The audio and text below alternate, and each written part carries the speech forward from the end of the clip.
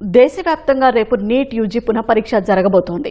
ఈసారి ఎలాంటి పొరపాట్లకు తావు లేకుండా అత్యంత పకడ్బందీగా కట్టుదిట్టమైన భద్రత నడుమ నేషనల్ టెస్టింగ్ ఏజెన్సీ అన్ని ఏర్పాట్లను పూర్తి చేసింది. మన రాష్ట్రంలో కూడా ఈ పరీక్ష కోసం భారీ ఏర్పాట్లు జరిగాయి. దీనికి సంబంధించిన మరిన్ని వివరాలు మా ప్రతినిధి శ్రీనివాస్ మోహన్ అందిస్తారు. దేశవ్యాప్తంగా మరికొన్ని గంటల్లో నీట్ యూజీ 2026 పరీక్ష ప్రారంభం కాబోతోంది. ఈ ఏడాది మే 3వ తేదీన తలపెట్టినటువంటి ఈ పరీక్ష కొన్ని కారణాలతో వాయిదా పడిన నేపథ్యంలో మళ్లీ ఈ నెల 21వ తేదీన పరీక్ష నిర్వహించేందుకు జాతీయ పరీక్షా సంస్థ ఎన్టీఏ పూర్తి స్థాయిలో ఏర్పాట్లు చేయడం జరిగింది. గత అనుభవాలను దృష్టిలో ఉంచుకొని ఈసారి పరీక్ష కేంద్రాలకు తరలించే విధానం దగ్గర నుంచి మొత్తం అన్నిటి విషయంలో కూడా పారదర్శకతతో పాటు పటిష్టమైన చర్యలు కూడా తీసుకురావడం జరిగింది. మొత్తం దేశవ్యాప్తంగా 23 లక్షల మంది వరకు పరీక్ష రాస్తుండగా ఒక తెలుగు రాష్ట్రాల్లో కూడా భారీ సంఖ్యలో విద్యార్థులు రాస్తున్నారు. ఆంధ్రప్రదేశ్లో సుమారు 2 లక్షల మంది వరకు విద్యార్థులు ఈ పరీక్షకు హాజరు కాబోతున్నారు. గత పరీక్ష సమయంలో ఏ విధమైనటువంటి కేంద్రాలు నిర్దేశించారో ఈసారి కూడా 185 పరీక్షా కేంద్రాల ద్వారా ఈ పరీక్ష జరగబోతోంది.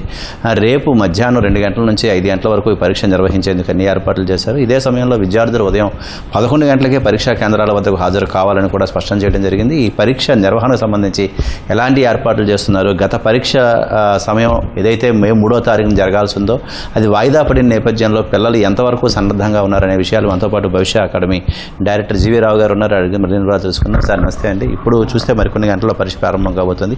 ఇప్పుడు గత అనుభవాలను దృష్టిలో పెట్టుకుని ఈసారి పరీక్షకు ఎలాంటి ఏర్పాట్లు చేశారు, ఎలాగా సన్నద్ధంగా ఉన్నారు? ఈసారి లాస్ట్ టైం పేపర్ లీక్ కావడంతో ఎన్టీఏ కూడా చాలా జాగ్రత్తలు తీసుకుంది. గవర్నమెంట్ కూడా చాలా సీరియస్గా ఉంది. ప్రతి ఎగ్జామ్ పేపర్ సెట్టింగ్ నుంచి ఆ పేపర్స్ని ఎగ్జామ్ సెంటర్స్కి తరలించేదాకా కూడా చాలా జాగ్రత్తలు తీసుకుంది. ఈసారి అయితే ఎవరైతే పేపర్స్ సెట్ చేశారో ఆ టీచర్స్ అందరినీ కూడా లాక్డౌన్లో ఉంచారు.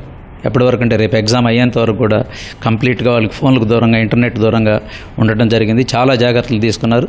ఈసారి ఎలాంటి లీక్ జరగకుండా పేపరు ఎగ్జామినేషన్ కండక్ట్ చేస్తారని ఆశిస్తా ఉన్నాం. ముఖ్యంగా చూస్తే విద్యార్థులు ఎన్ని గంటలకి పరీక్షా కేంద్రాలకు రావాలి, అలాగే విద్యార్థులు ఎలాంటి జాగ్రత్తలు తీసుకోవాలి?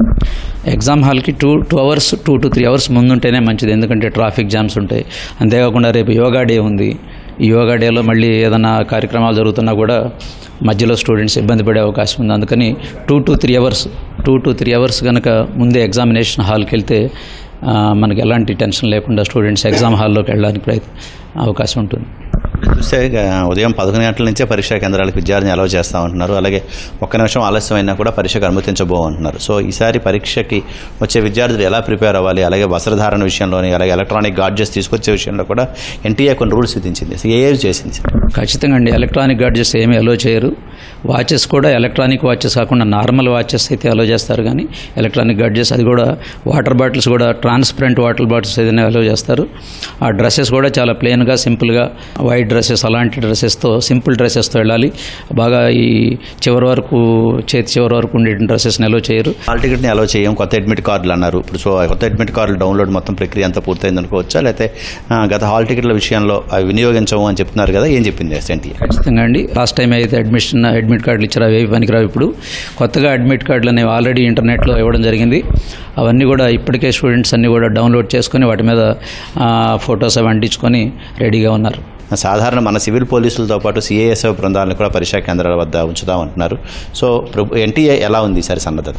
ఎన్టీఏ అయితే ఈసారి చాలా సీరియస్గా తీసుకుంది ఎగ్జామినేషన్ని.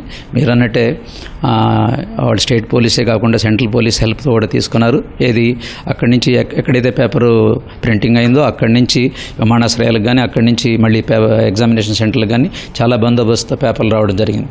కాబట్టి ఈసారి లీక్ అయ్యే అవకాశం అయితే ఎటువంటి పరిస్థితుల్లో ఉండదని భావిస్తాను. అభ్యర్థులు పరీక్షకి హాజరయ్యే ముందు ఏవేవి తీసుకెళ్లాలి సార్?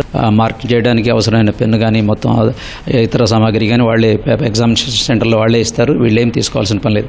ఓన్లీ అడ్మిట్ కార్డు తీసుకెళ్తే చాలు, 2 పాస్పోర్ట్ ఫోటోలు తీసుకెళ్తే చాలు. సో మే 3వ తేదీన పరీక్ష కోసం విద్యార్థులు చాలా సన్నద్ధం అవ్వడం జరిగింది. సో కొన్ని పరీక్షల్లో పేపర్ లీకేజ్తో వాయిదా పడింది. సో ఈ నెల రోజులు విద్యార్థుల సన్నద్ధత కోసం ఈ సమయం ఎలా ఉపయోగపడింది? విద్యార్థులు ఇంకా మరింత కాంపిటేటివ్గా రాయడానికి ఏ అంశాల మీద దృష్టి సారించారు? మీరు అన్నట్టు మొదట్లో కొద్దిగా సఫర్ అయ్యారు పిల్లలు. ఎగ్జామినేషన్ మళ్ళీ తిరిగి రాయాల్సి వచ్చేటప్పటికి ఎవరైతే బాగా రాస్తున్నారో కొద్దిగా వాళ్ళు ఇబ్బంది పడడం జరిగింది. కానీ ఇది ఒక మంచి మరో అవకాశంగా పిల్లలకి దొరికినట్లే. ఎందుకంటే ఎవరైతే కొంచెం నేరోలో మిస్ అయ్యారో వాళ్ళందరూ కూడా మరో అవకాశంగా తీసుకొని ఈ నెల రోజులు కూడా బాగా సీరియస్గా ప్రిపేర్ అయ్యారు. వాళ్ళందరూ కూడా చాలా హ్యాపీగా ఉన్నారు, చాలా కాన్ఫిడెంట్గా ఉన్నారు. ఇది ఈసారి ఏదైతే జరగబోతుందో నీట్ పరీక్షకు సంబంధించి గతంలో వాయిదా పడిన పరీక్ష మరో అవకాశం విద్యార్థులు కల్పించే విధంగా ఉంది. ఎందుకంటే పరీక్ష నిర్వహణకు ముందే ప్రశ్నపత్రం లీకేజ్తో పరీక్ష వాయిదా పడిన నేపథ్యంలో వీళ్ళు చదువుకునేందుకు కూడా కొంత సమయం దొరికిందని ఇటు విద్యా సంస్థల ప్రతినిధులు చెప్తున్నారు. అయితే ఈసారి మాత్రం పరీక్ష నిర్వహణ విషయంలో పకడ్బందీ చర్యలు తీసుకున్నారు.